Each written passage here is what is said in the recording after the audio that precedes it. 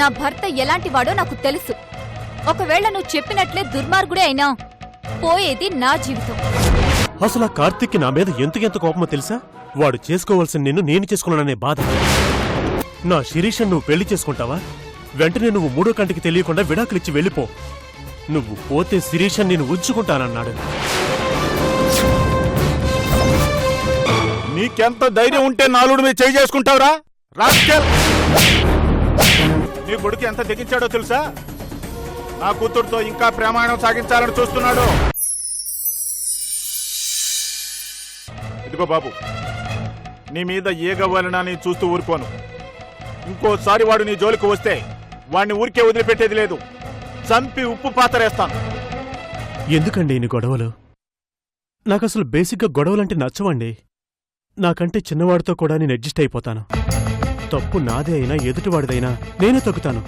అది నా నేచర్ అండి. నిజంగా ఆ కార్తీక్ నేను అడ్డం అనుకుంటే వెళ్ళిపోతానండి. నా వల్ల ఎవరు బాధపడకూడదు. ఎవరైనా బాధపడతారనుకుంటే నేను తట్టుకోలేనండి. కుమిలిపోతాను. అసలు గొడవ జరిగే మనుషులకి ఆ ప్రదేశాలకి దూరంగా ఉండటం నాకు అలవాటు. దూరంగా ఉండాల్సింది నువ్వు కాదు బాబు, వాడు. నువ్వు ఈ ఇంటి అల్లుడివి కాదు, నా కొడుకువి. రేపు మేం పోతే మాకు తలకొరివి పెట్టాల్సిన వాడివి నువ్వేనయ్యా.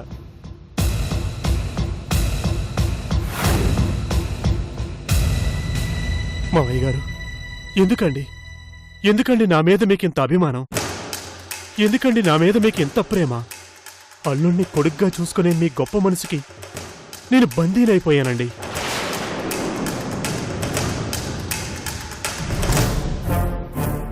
నిజానికి నేను అసలు ఈ ఇంటిని ఈ మనుషుల్ని వదిలేసి చాలా దూరం వెళ్ళిపోదాం అనుకున్నానండి.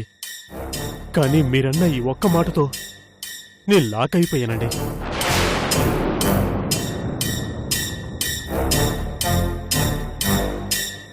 నేనందరికీ ఎలాంటి వాడినో నాకు తెలియదు, కానీ మీకు మాత్రం నేను అల్లుండి కాదండి, సొంత కొడుకుని. మీకోసం నేను ఇక్కడే ఉంటానండి.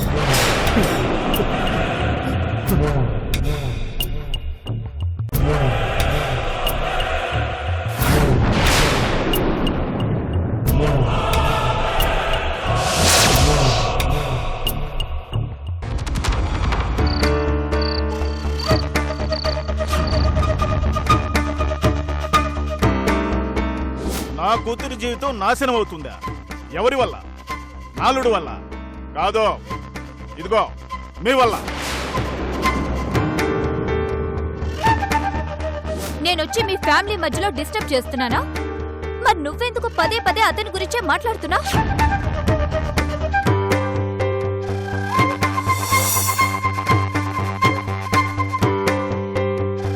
బావా,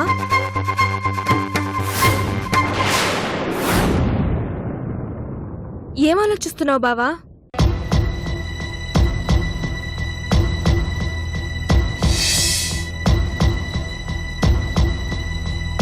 ఆయన వచ్చి నోటికొచ్చినట్టు మాట్లాడిపోవడం చాలా బాధగా ఉంది కదా, అదేనా ఆలోచిస్తున్నావు? కాదు, నేను శిరీష గురించి ఆలోచిస్తున్నాను. ఇంత జరిగినా ఇంకా తన గురించి ఆలోచిస్తున్నావా బావా? మరేం చేయను మహా, వదిలేయమంటావా? పట్టించుకొని ఏం చేస్తావు బావా? ఆయన వచ్చి ఎంత అవమానించి వెళ్లారో చూసావుగా. ఇంత జరిగినా ఇంకా నువ్వు శిరీష బాగు గురించి ఆలోచిస్తావా? అత్త ఎంత బాధపడుతున్నారో ఆలోచించావా? నేను ఎంత కుమిలిపోతున్నానో ఆలోచించావా? నా కడుపులో మన బిడ్డ పెరుగుతుంది బావా. ఆ బిడ్డ గురించి ఆలోచించాల్సిన సమయంలో నువ్వు ఇంకా శిరీష గురించి ఆలోచించడం ఏంటి బావా? మహా, నేనొక విషయం అడుగుతాను, సూటిగా నిజం చెప్తావా? అడుగు బావా. నేను శిరీషని ప్రేమించానని నీకు తెలుసు. నేను తననే పెళ్లి చేసుకుంటాను, నిన్ను చేసుకోను అని మొహానే చెప్పాను, గుర్తుందా? మరి ఆ తర్వాత నేను నాశనం కావాలనుకున్నావా, లేక నేను బాగుండాలి అని కోరుకున్నావా?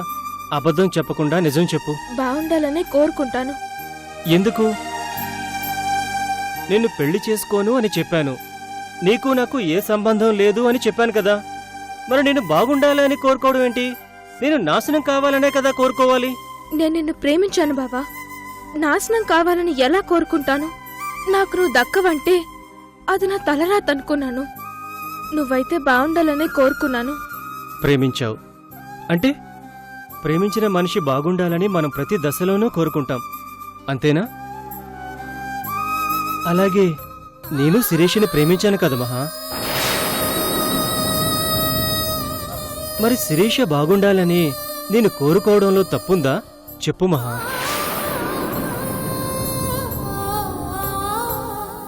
బయట వాళ్లకు ఓ ఆడామగా మాట్లాడుకుంటే తప్పుగా కనిపిస్తుంది, కానీ ప్రేమ విలువ తెలిసిన నువ్వైనా నన్ను అర్థం చేసుకోలేవా? నాకు తెలిసి నా కళ్ల ముందు శిరీష జీవితం పాడైపోతుంటే చూస్తూ ఊరుకోవడం న్యాయమా? నువ్వు కూడా శిరీష జీవితం బాగుండాలని కోరుకున్నావు, మర్చిపోయావా? అప్పుడో న్యాయం, ఇప్పుడో న్యాయమా? ఒక్కసారి ఆలోచించు. నీ ఆలోచన కరెక్టే కావచ్చు బావా, కాని అటువైపు ఉన్న వాళ్ళు నిన్ను, నీ మంచితనాన్ని అర్థం చేసుకోవడం లేదే. చూడు, వాళ్ళ నాన్నగారొచ్చి ఎంత గందరగోళం చేసి వెళ్లారు, అత్తయ్య ముందు ఎంత అసహ్యంగా మాట్లాడారో అన్నీ చూసావుగా. ఇంత జరిగినా ఇంకా ఎలా మాట్లాడతావు బావా? అది ఆయన తప్పు కాదు మహా, అదంతా ఆ శ్యామ్గాడు ఆడుతున్న నాటకం. ఎంత మాయ చేశాడో చూడు. వాడు వాళ్ళందరినీ పిచ్చోళ్ళని చేస్తున్నాడు మహా. నువ్వే చూసావుగా వాడి నిజ స్వరూపం ఏంటో. వాడు శిరీషని మోసం చేస్తున్నాడు. వాడిని కంట్రోల్ చేయకపోతే మొత్తం ఆ కుటుంబాన్ని, శిరీష ఆస్తిని నాశనం చేస్తాడు. శిరీష బ్రతుకుని సర్వనాశనం చేస్తాడు. కాని నీ మాట వినాలి కదా బావా. నువ్వు కాదు, నేను వెళ్ళి చెప్పినా శిరీష వినిపించుకునే పరిస్థితిలో ఉందా? నేను అవమానించినట్టు మాట్లాడుతూ ఉంటే ఏం చెయ్యాలి? చూడు బావా, శిరీష బావుండాలని నేను కోరుకుంటాను, కాని నీకు అవమానం జరిగితే మాత్రం నేను తట్టుకోలేను. ఎందుకంటే నువ్వు నా ప్రాణం బావా. నాకు, నా బిడ్డకి నువ్వు కావాలి. నీ అవమానం నీకంటే ఎక్కువ మమ్మల్ని బాధిస్తుంది బావా. నువ్వు మంచి చేయాలనుకున్నావు, అందరూ నిన్ను చాలా అవమానకరంగా చూస్తున్నారు. నీకు శిరీష మీద ఇంకా మనసు పోలేదని అనుకునే ప్రమాదం ఉంది బావా. వద్దు బావా, దయచేసి నువ్వు వాళ్ళ విషయంలో ఇన్వాల్వ్ కావద్దు. ఇప్పటి వరకు జరిగింది చాలు బావా. ఎవరి గురించో నేను అడగడం లేదు మహా. నీ మనసులో ఏముందో చెప్పు. నేను అలాంటి మనిషినా? నా మనసులో ఉంది కోరిక లేక బాధ్యత? మనస్ఫూర్తిగా చెప్పు మహా. నేను ఆలోచించడం లేదని నీకు చెప్పి చాటుగా వెళ్ళి శిరీష కోసం ఏదైనా చేయొచ్చు, కానీ అలా చేస్తే అది నిన్ను మోసం చేయడం అవుతుంది. నాకు నిన్ను మోసం చేయడం ఇష్టం లేదు మహా. నువ్వు నాకు ప్రాణం, అందుకే అడుగుతున్నాను. నాకు ఒక్క అవకాశం ఇవ్వు, ఆఖరి అవకాశం. నేను శిరీషని కలిసి ఆఖరి ప్రయత్నంగా మాట్లాడతాను. శ్యామ్ గురించి ఆలోచించమని చెప్పాలి.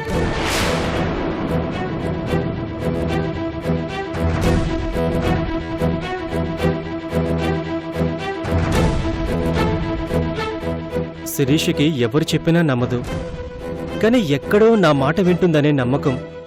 నా మాట వల్ల తన జీవితం బాగుంటే, బాగుపడితే అది మనకు మంచిదే కదా మహా. ఆలోచించు ప్లీజ్.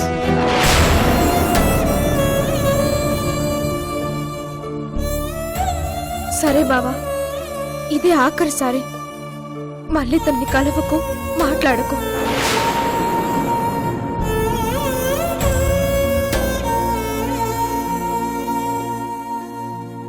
థ్యాంక్స్ మహా.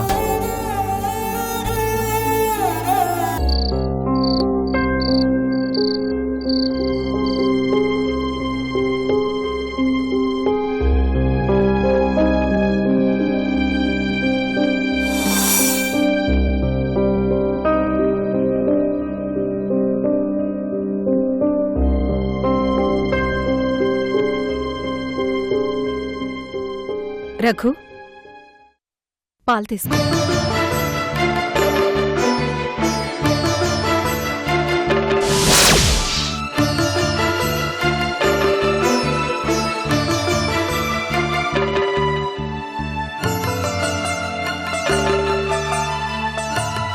నా మీద నీకింకా కోపం తగ్గలేదా? నా నాకెందుకు కోపం?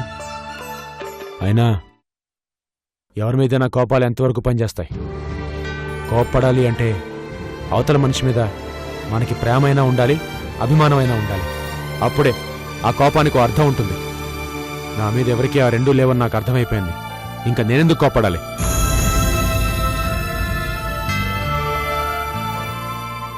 నీ మీద నాకు ప్రేమ లేదా? నీ మీద భవానీకి అభిమానం లేదా? మా అందరికీ నువ్వు దేవుడివి. నిన్నెందుకు ప్రేమించావు, ఎందుకు అభిమానించావు?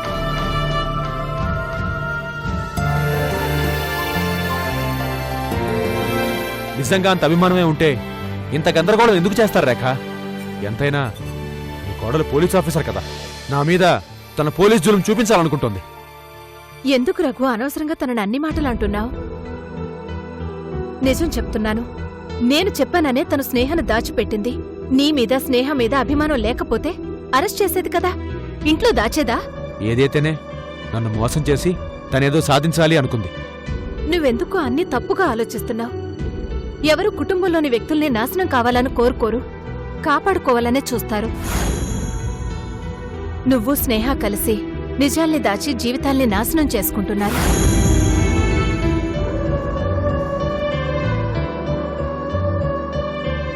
నేను నిజాలు దాచానని ఎందుకు అనుకుంటున్నావు రేఖ? నా జీవితంలో నేను దాచిన నిజం ఒక్కటే. ఆ రోజు పెళ్లిలో కమల్ బావకి బుల్లెట్ తగిలినప్పుడు పెళ్ళయ్యే వరకు బావ ఎవరికి చెప్పొద్దని చెప్పాడు. అదొక్కటే నేను దాచిన నిజం. అదే నేను చేసిన చాలా పెద్ద తప్పు. ఆ రోజు నేను నిజం దాచకుండా ఉండుంటే, బావని కాపాడుకోగలిగుండుంటే, నా కుడి భుజమైన బావని నేను పోగొట్టుకునుండేవాడినే కాదు. నేను చేసిన ఆ పొరపాటు మన జీవితంలో ఎంత విషాదాన్ని నింపిందో నీకు తెలీదా రేఖ? నేను చేసిన తప్పు వల్ల ఆ రోజు స్నేహ జీవితం నాశనమైపోయింది. ఇప్పుడు మళ్ళీ నా వల్లే స్నేహ కష్టాలు పడుతోంది, స్నేహ అరెస్ట్ అయింది. ఇవన్నీ తలుచుకుంటుంటే నాకెంత బాధగా ఉంటుందో ఒకసారి ఆలోచించు రేఖ.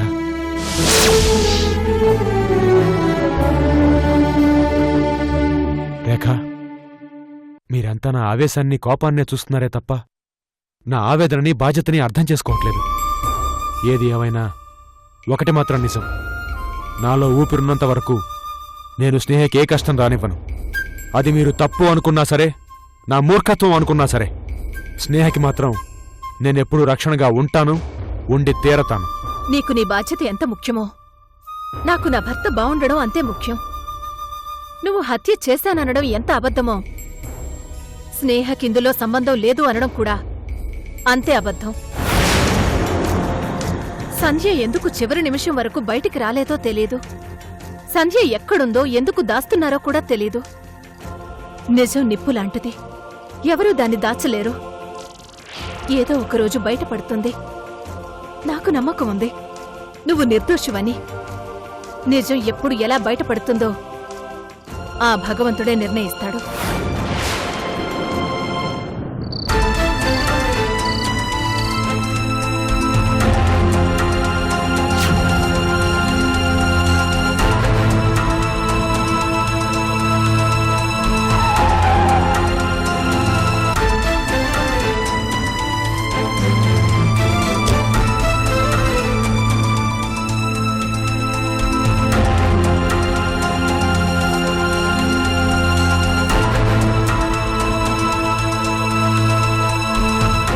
ఏంటి, ఎందుకు నన్ను రమ్మన్నా? శిరీష, ఆఖరిసారిగా నీతో విషయం మాట్లాడాలని వచ్చాను. ఇంకా మన మధ్య మాట్లాడుకోవడానికి ఏం మిగిల్చావు కార్తీక్? ఎందుకు శిరీష అంత నిష్ఠూరంగా మాట్లాడతావు? నేనేం తప్పు చేశాను? చివరకు నువ్వు కూడా నన్ను తప్పు పడితే నాకు బ్రతకాలి అనిపించడం లేదు శిరీష. నాకు అలాగే ఉంది. నీలాంటి మనిషి అంత నీచంగా ఎలా మాట్లాడగలిగాడో నాకు అర్థం కావడం లేదు. అవి తలుచుకున్నప్పుడల్లా నాకు నిజంగా చచ్చిపోవాలనిపిస్తుంది కార్తీక్.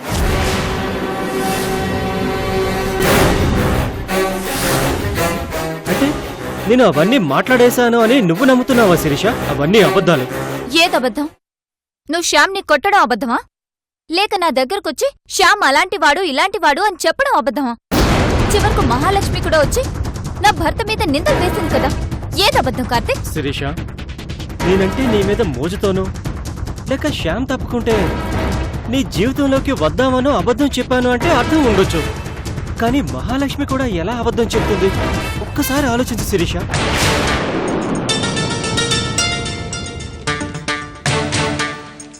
నీ జీవితం బాగుండాలని నేనెంత కోరుకుంటానో మహాలక్ష్మి కూడా అలానే కోరుకుంటుంది. తను అబద్ధమే చెప్పింది అని ఎలా నమ్మావు శిరీష? ఏ ఆడపిల్లైనా అలా చెప్తుందా? నేను నువ్వు ప్రేమించుకున్నావని మహాకు తెలుసు, కానీ నీ కాపురానికి ఇబ్బంది వస్తే తన కాపురం మీద ఎక్కడ పడుతుందో అన్న భయం మహాకుండాలి. కానీ తనే వచ్చి నీ భర్త మంచివాడు కాదు అంటే ఎందుకు నమ్మలేకపోయావు? చూడు శిరీష, ఈ ప్రపంచంలో ఏ మనిషికైనా నిస్వార్థంగా సాయం చేసేది ఇద్దరు. ఒకరు కన్నవాళ్ళు, రెండు ప్రేమించిన వాళ్ళు. నేను నిన్ను ప్రేమించిన మాట వాస్తవం. నీ మాట కోసం నేను మహామేడలో తాళి కట్టాను. ఇప్పుడు నీ జీవితం నాశనం అవుతుంది అంటే ఎలా చూస్తూ ఊరుకోగలనుకున్నావు? అందుకే నిజం చెప్పాను. అంతేగాని నాకు నీతో జీవితం పంచుకోవాలనో శ్యామని పంపించి నీకు బాయ్ ఫ్రెండ్ గా మిగిలిపోవాలనే దారుణమైన ఆలోచనలు నాకు లేవు. లేదంటే నీ ఆస్తి కోసం నేనేమి మిమ్మల్ని విడదీయాలని చెప్పను. ఒకప్పుడు శ్యామ్ గొప్ప మనిషి అని సర్టిఫికేట్ ఇచ్చింది నేనే. ఆ రోజు నా మాట విన్నావు, కానీ ఈ రోజు మేమిద్దరం కట్టుకునే పరిస్థితి ఎందుకు వచ్చింది అని ఒక్కసారి ఆలోచించు శిరీష.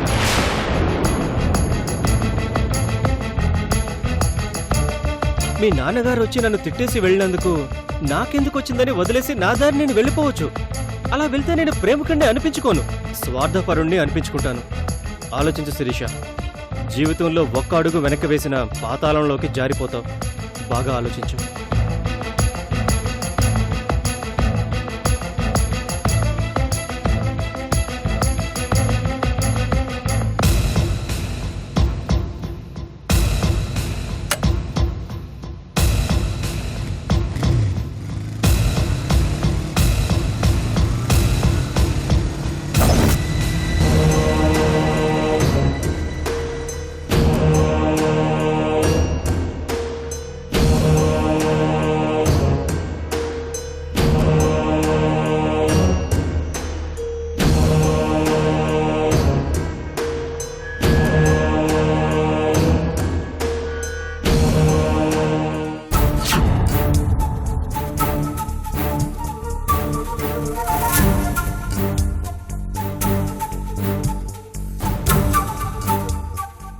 నీ మీద మోజుతోనూ లేక శ్యామ్ తప్పుకుంటే నీ జీవితంలోకి వద్దామనో అబద్ధం చెప్పాను అంటే అర్థం ఉండొచ్చు. నా శిరీష్ నువ్వు పెళ్లి చేసుకుంటావా? వెంటనే నువ్వు మూడో కంటికి తెలియకుండా విడాకులిచ్చి వెళ్ళిపో. నువ్వు పోతే శిరీష్ నేను ఉంచుకుంటానన్నాడు.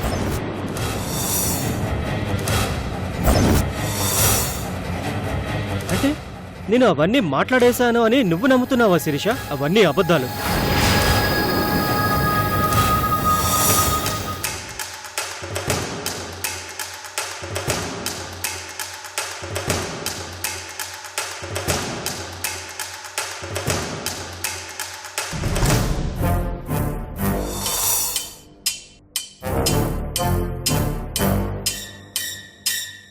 ఎందుకు కార్తీక్ అన్నిసార్లు శ్యామ్ గురించి చెప్తున్నాడు? ఒకసారంటే పొరపాటు పడ్డాడేమో అనుకోవచ్చు, కానీ 1కి 2 సార్లు 3 సార్లు అతని గురించి చెప్పొద్దు అని మొహం మీద చెప్పిన తర్వాత కూడా ఇంకా పదే పదే అతని గురించే ఎందుకు చెప్తున్నాడు?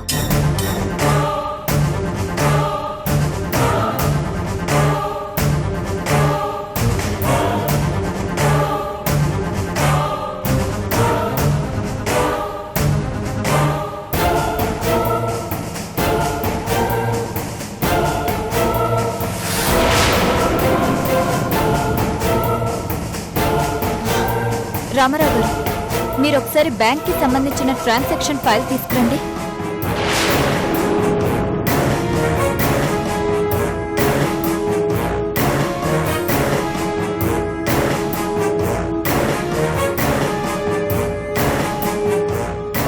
మేడం, మీరు వెళ్ళండి.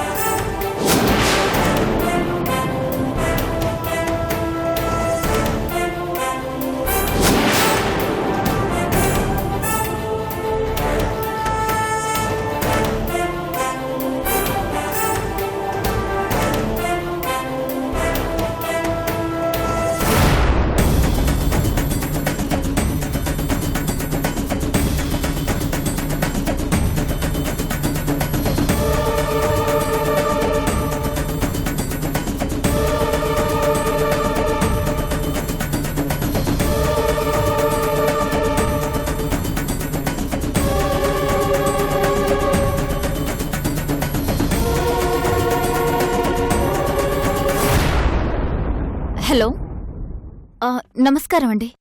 నేను శిరీషని మాట్లాడుతున్నాను. మీ అనాథ శరణాలయానికి పంపించే ఫండ్ వచ్చిందా? రాలేదా? అలాగే నేను చెక్ పంపిస్తున్నాను.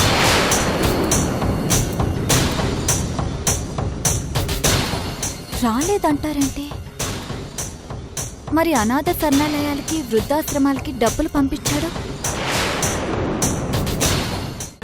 ఎంత పొగరుగా సమాధానం చెప్తున్నావు? నువ్వొక్క నిమిషం కూడా ఇక్కడ ఉండడానికి వీల్లేదు. Get out. ఎక్కడికి వెళ్ళాలి? నీలాంటి మనిషి కంపెనీలో ఉండడానికి వీల్లేదు. నిన్ను ఈ క్షణమే ఉద్యోగం నుంచి తీసేస్తున్నాను. వెళ్ళిపో.